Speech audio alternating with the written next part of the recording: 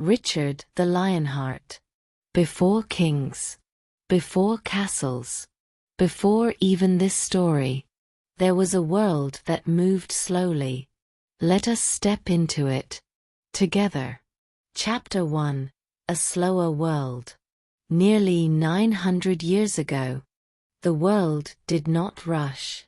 People woke with the sun and rested when the sky grew dark. There were no machines to hurry them, no bright lights to chase away the night. Days were shaped by seasons. Winters were long and quiet. Summers were filled with work and warm air. Most people lived their entire lives within a few miles of where they were born. Travel was rare. News moved slowly, and stories were carried by voice, not by page. This was the medieval world. Chapter 2: Life Beneath the Castle. Castles were not only homes for kings. They were shelters. Stone walls protected families during danger. Villages grew nearby, seeking safety. Most people were farmers. They worked the land by hand, planted crops, and hoped the harvest would be enough.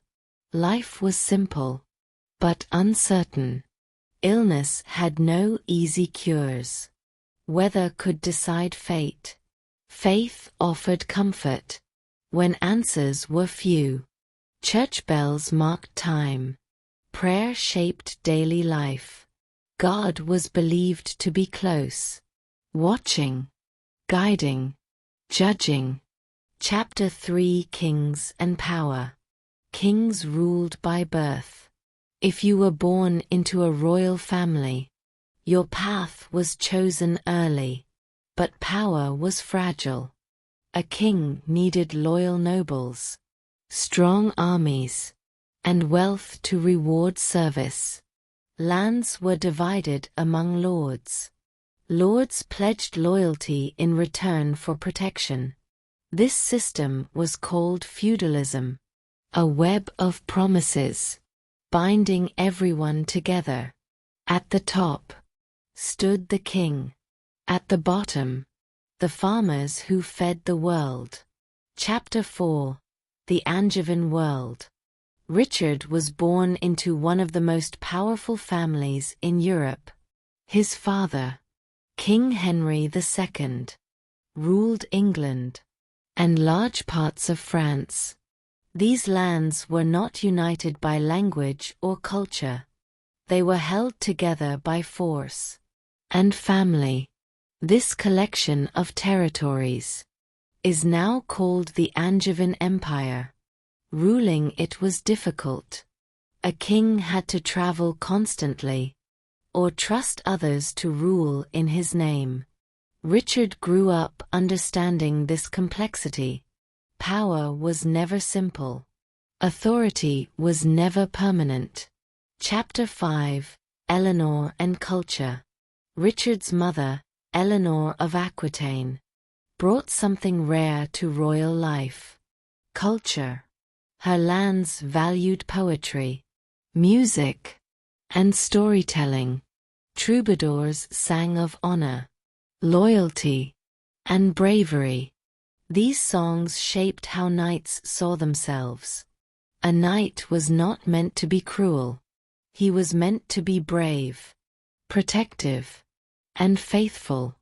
This idea became known as chivalry. It was not always followed, but it was deeply admired. Richard absorbed these ideals early, as naturally as breathing. Chapter 6: Growing Up Noble.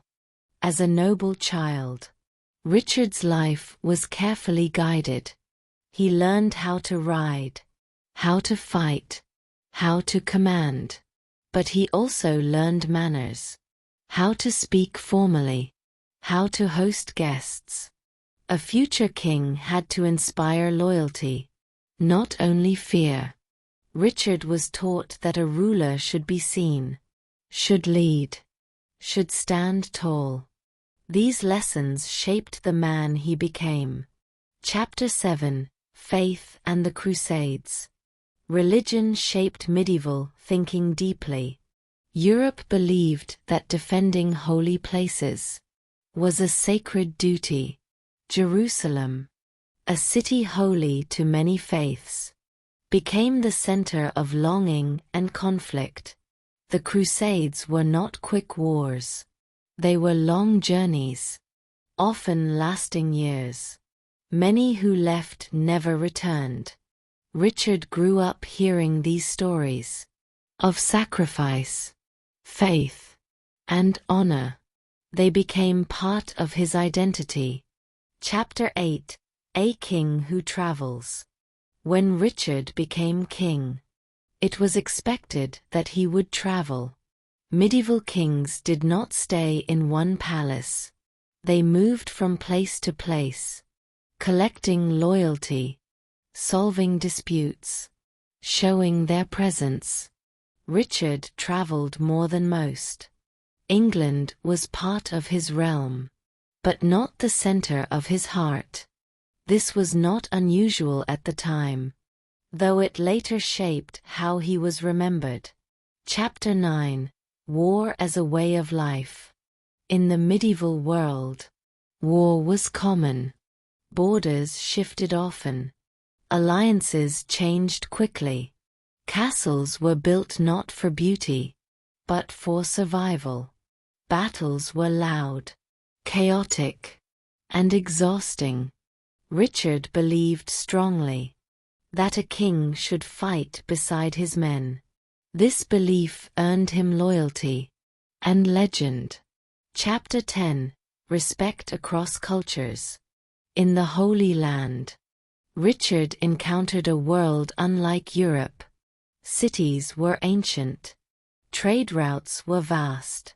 Cultures were deeply rooted. Saladin, his greatest rival, was admired even by his enemies. Both men followed codes of honor, different, yet surprisingly similar. This mutual respect stood out in a violent age. Chapter 11: Castles as Protection. In his later years, Richard focused on defense. Castles were symbols of power, but also peace. A strong castle could prevent war by discouraging attack. Château Galad was built with care, using the best knowledge of the time. It reflected Richard's sharp mind and understanding of medieval warfare. Chapter 12: Death and Memory. Death was close in medieval life. Few reached old age. Illness and injury were common. When Richard died at 41, his life was considered full. His body was divided among lands he ruled, a medieval way of honoring many loyalties. After his death, stories grew. Some softened his flaws. Some praised his courage. This is how legend is born. Chapter 13: The Quiet After. Now, centuries have passed. The medieval world has faded. Castles stand silent. Songs survive only in fragments.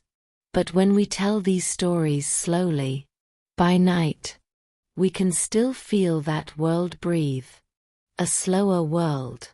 A world of stone, faith, and firelight. Let the story rest with you. Breathe gently. Let the past fade softly, and sleep under the quiet watch of history. Crescent Moon Lionface.